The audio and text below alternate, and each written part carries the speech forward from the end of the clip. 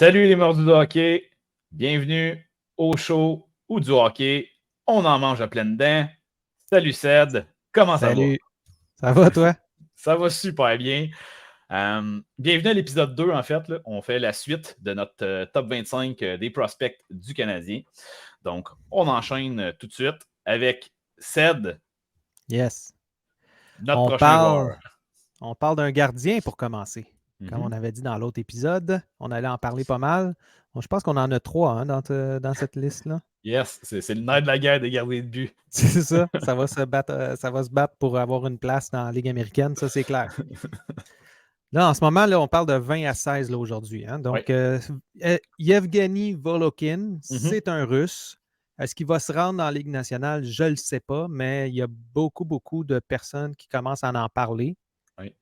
tout simplement parce que c'est un gars extrêmement athlétique. On parle d'un gardien de 6 pieds 3 qui attrape de la main gauche.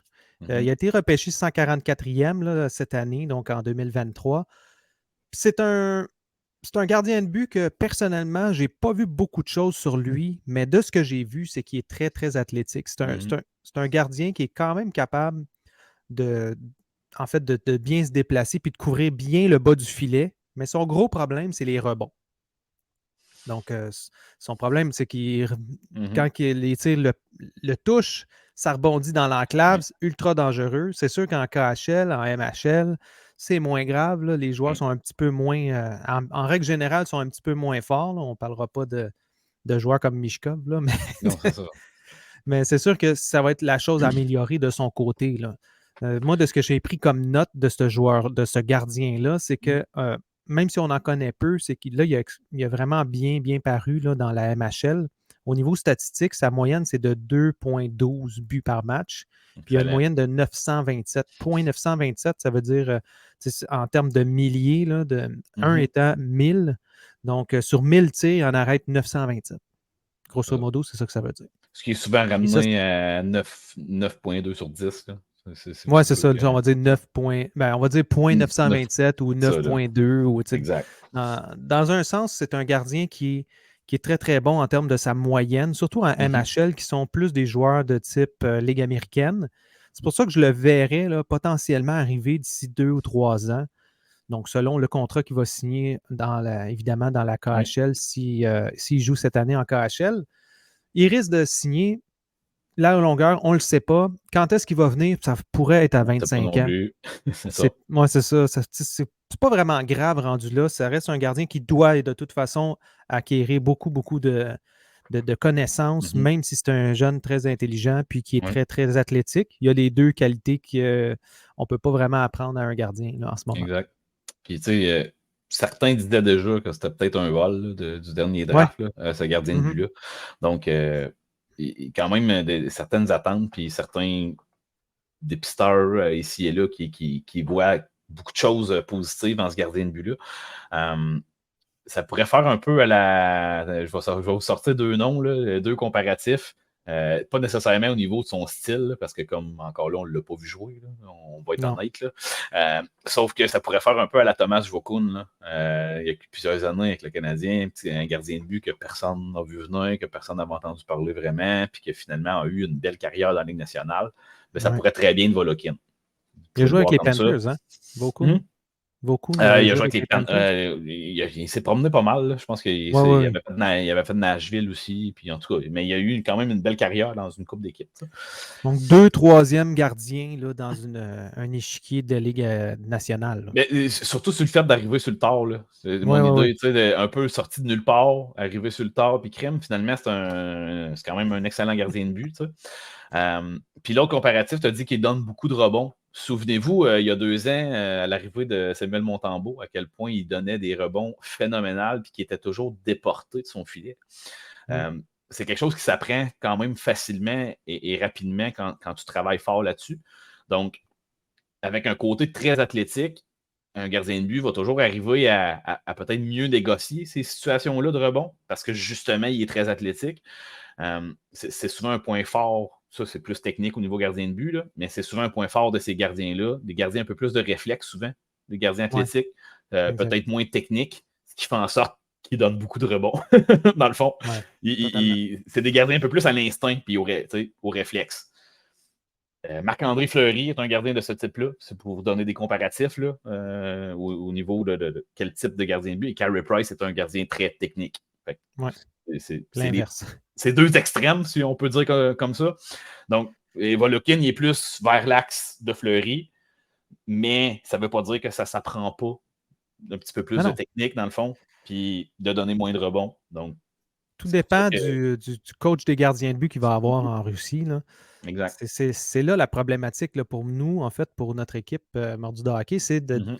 Donc, il a seulement donné 21 points sur 100, tout simplement parce qu'on a de la misère à le voir rapidement dans la Ligue américaine, puis on a de la misère à le voir son évolution, là, à quoi ça va ressembler. Donc, c'est pour ça qu'on a donné plus de points à d'autres gardiens de but. Là. Tout simplement. Exact. 19e rang, on a Baudin avec 27 points. Nicolas Baudin, belle acquisition quand même du Canadien. Il y a deux. C'est en cours de l'année passée, en fait. Donc, surtout pour le Rocket de Laval, cette acquisition-là. 22-23 jeux. Il a été drafté, il a été repêché par Chicago, mais on est allé le chercher effectivement récemment. Là. Donc, quand même un joueur bien intéressant, un beau talent, Nicolas, quand même. Certains talents offensifs, défenseur gaucher. Donc là, ça fait changement. Plus âgé, là, il y a 23 ans déjà. Donc, est-ce que c'est un joueur de Ligue américaine de façon permanente pour le futur? Malheureusement, avec un peu l'échiquier qu'on a encore une fois chez le Canadien en défensive, je suis forcé d'admettre, moi, personnellement, que je ne le vois pas se frayer une place. Est-ce qu'il a le potentiel de le faire et de jouer des bonnes minutes dans la Ligue nationale? Oui, il l'a. Un gars qui a été beaucoup blessé dans les dernières années aussi. Fait que ça devient un peu difficile à évaluer là, exactement sa progression, si on peut dire ça comme ça. Donc, si on le voit percer puis vraiment aller chercher une place importante au niveau de la Ligue nationale, ça ne sera pas nécessairement plus qu'un 5e défenseur pour moi, présentement, avec ce que j'ai eu l'occasion de voir. Sauf que ça pourrait être un bon 5e défenseur francophone à Montréal pour plusieurs années. T'sais. Est-ce que ça pourrait être une option intéressante? Oui. Est-ce que ça fait en sorte que ça nous libère des joueurs qui ont plus de potentiel à être meilleurs que ce spot-là pour des échanges futurs? Oui aussi. Fait que ça devient un potentiel intéressant pour ça, je crois, Nicolas Baudin. Est-ce que ça va arriver? Seul l'avenir nous le dira. Est-ce qu'il va être un carrière arrière et quelqu'un d'important pour Laval cette année? Oui, vraiment beaucoup. Donc, vraiment hâte de le voir jouer là, à Laval pour ça, justement. Là, probablement, moi, je le vois avec une lettre sur son chandail en plus pour Laval. Donc, est-ce que ça pourrait être ce joueur-là pour Laval pour plusieurs années, un peu à la Belle-Île? Écoute, c'est ça. Il y a beaucoup de potentiel. J'ai vraiment hâte de le voir évoluer, dans le fond. Là. Quand l'entraînement pourrait nous surprendre. C'est ça, exactement. Je pense que c'est là que tout va se jouer en termes de savoir où les joueurs vont se placer. Le problème à Nicolas Baudin, c'est pas vraiment un problème. C'est quelque chose qu'il ne peut pas rien faire pour. Là. Il fait 5 pieds 11. Oui. Il est parmi des géants dans la Ligue américaine, surtout quand on compare aussi même la Ligue nationale. On a des bons joueurs. Là. À 5 pieds 11, je pense que c'est Matheson qui est à 5 pieds 11. Sinon, après ça, on a évidemment Goulet, on a Jacky, on a des Kovacevic qui jouent à droite, mais qui peuvent jouer à gauche aussi. Donc, on a beaucoup de bons joueurs, grands, pesants, qui peuvent jouer ce genre de rôle-là de troisième duo, en fait, là, dans la Ligue nationale. Fait que même s'il a été repêché 27e au total par Chicago, c'est en 2018 quand même, donc ça fait un petit bout. Moi, j'ai l'impression, comme toi, là, que ça va être difficile pour lui. En tout cas, de percer l'aliment du Canadien. Mais on ne sait jamais, peut-être que ça peut être quelque chose qu'on met dans un package, puis potentiellement peut aller jouer ailleurs ou même se ramasser là, avec une place libre qui lui permettrait de monter dans. Avec une blessure, on ne sait pas ce qui peut arriver. C'est pas qu'on ne lui souhaite pas d'arriver à la Ligue nationale, au contraire, mais porter d'admettre qu'au cours des dernières années avec les blessures, c'est pas la tangente qui s'en vient. Là. Non, c'est ça. Ensuite de ça, au 18e rang, on a Struble avec 34 points. Quand même, donc on a percé la barre des 30 points déjà. Donc, Struble, quand même intéressant. Je pense que c'est le fait qu'il a déjà joué quelques matchs au niveau de du Rocket de Laval, dans le fond, là, l'an passé. Mhm. Signé son contrat à la fin de la saison dernière.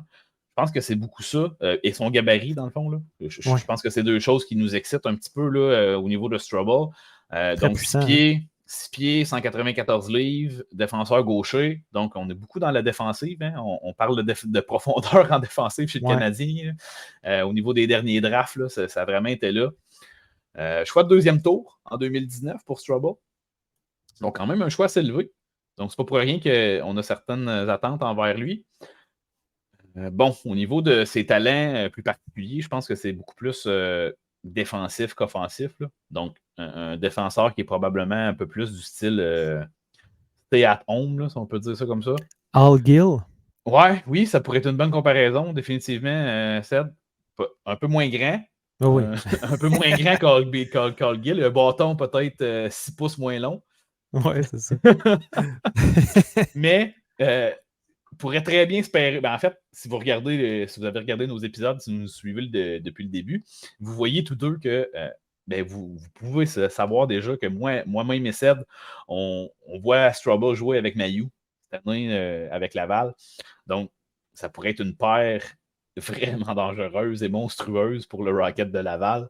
Deux gros bonhommes. Un qui va vous empêcher de passer, puis l'autre qui va remplir le filet. On a vraiment hâte de les voir aller, ces deux gars-là, à jouer ensemble. Je pense que ça peut être une belle paire pour le futur. Est-ce que si ça va vraiment bien, c'est ce qui va permettre à Strubble de s'établir au niveau de la Ligue nationale aussi? Un partenariat avec un gars comme Mailloux? Je pense qu'avec le Canadien, c'est son seul espoir, personnellement, d'atteindre ce niveau-là, malheureusement.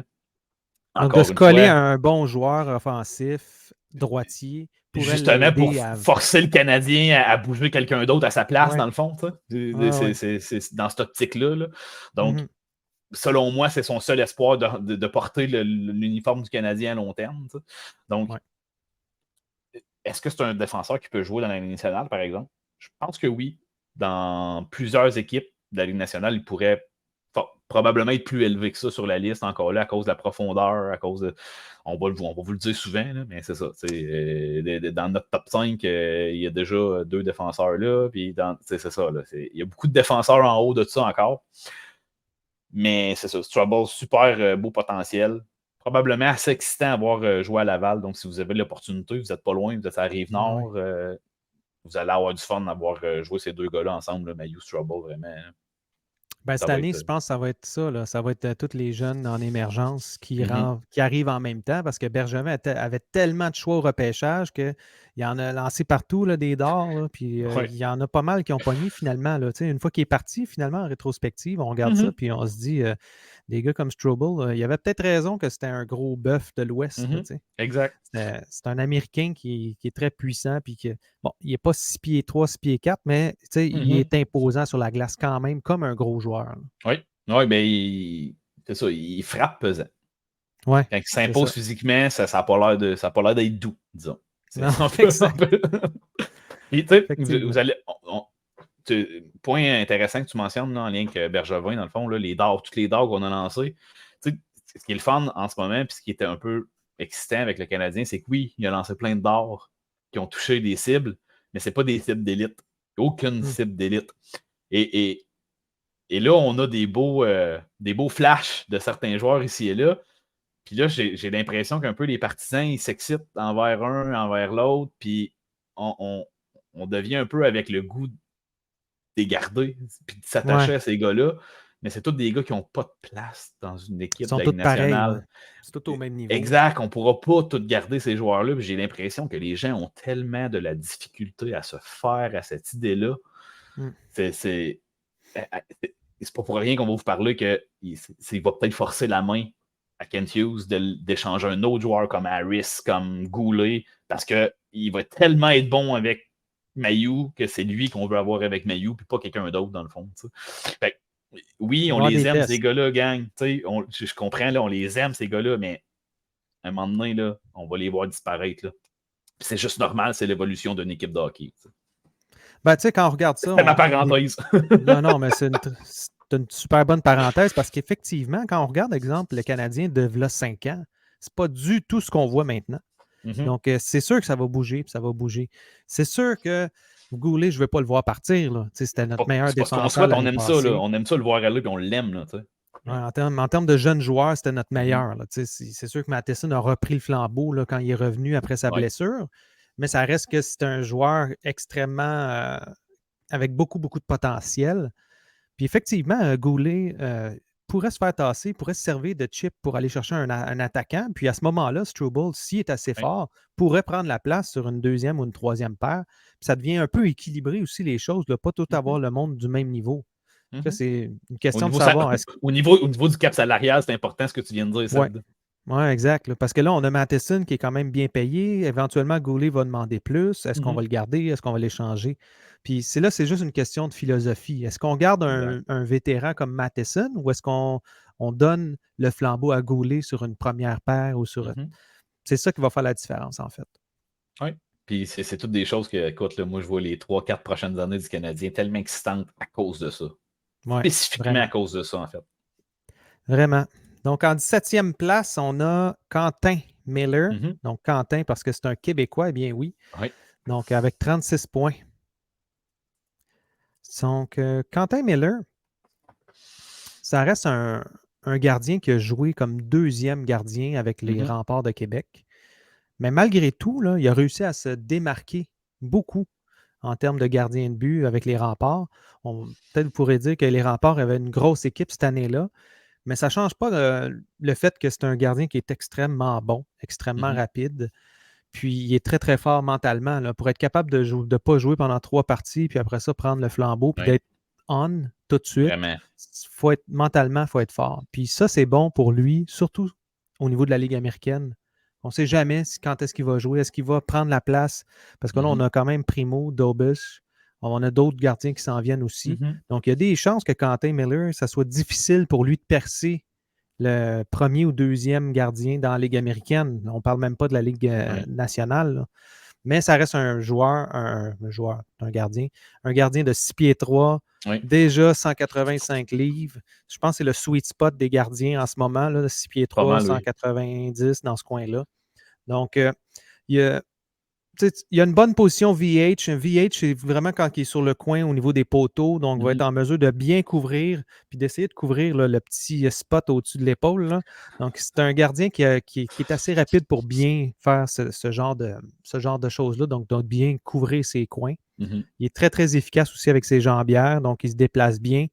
Il a besoin d'améliorer en fait ses arrêts dans le haut du filet. C'est vraiment ça sa problématique en ce moment. Donc, pour les jambières, aucun problème. Là. Il est au-dessus de 97 98 de chances de bloquer les tirs.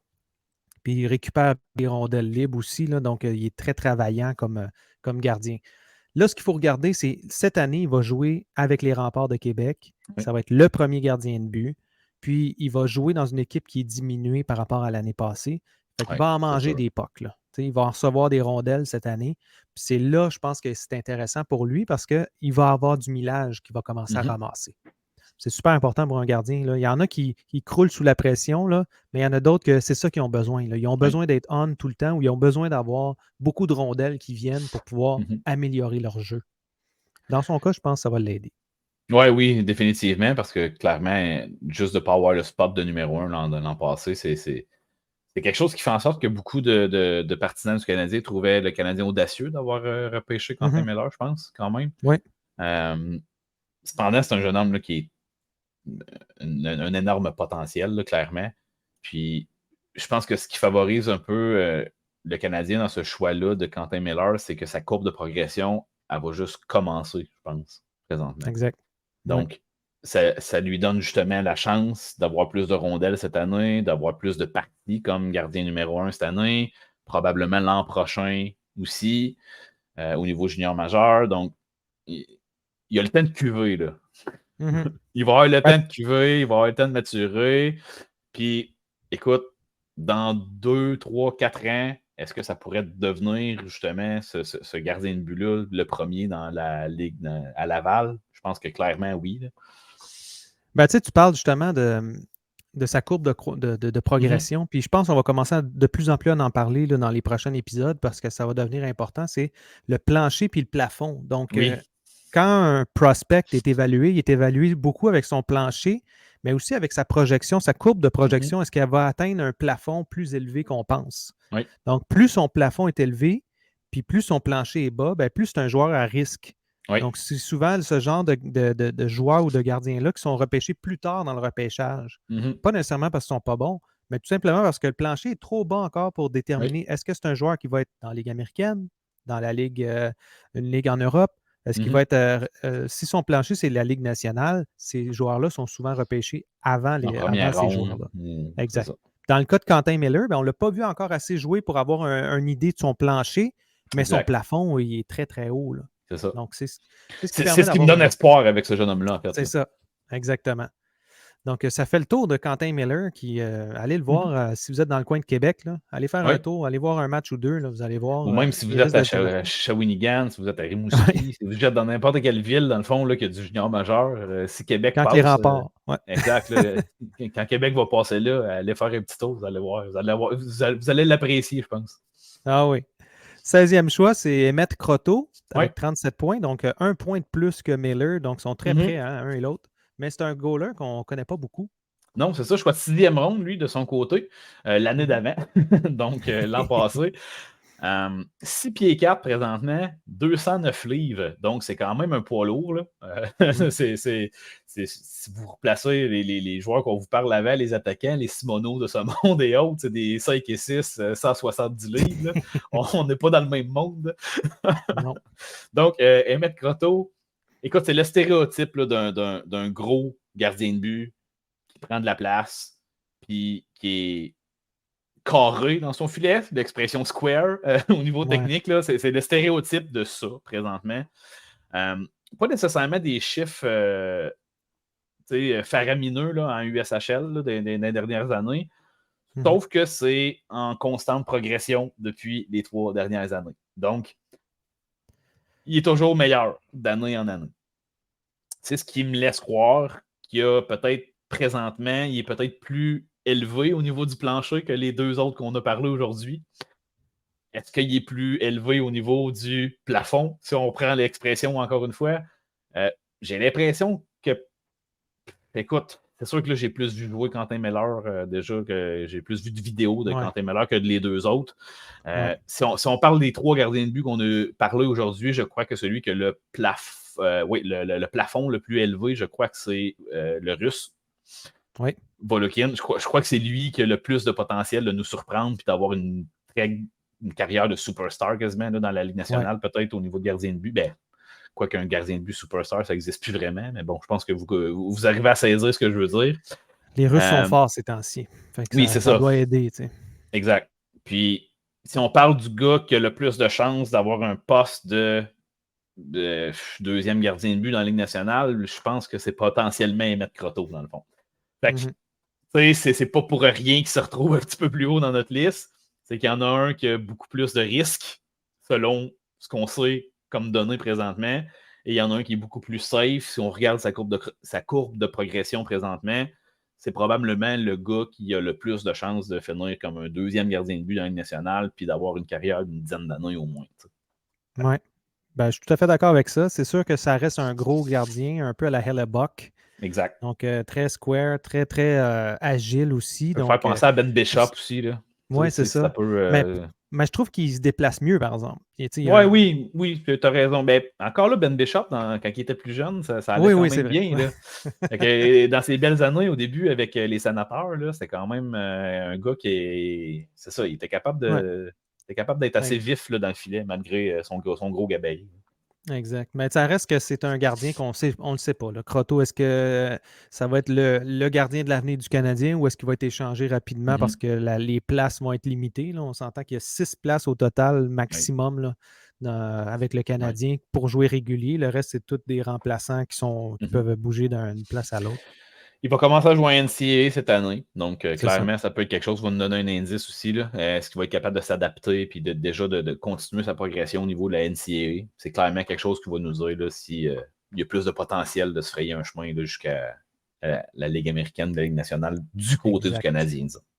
Ça fait le tour pour aujourd'hui. Donc, on est déjà rendu au prochain épisode. On va être rendu au 15e choix.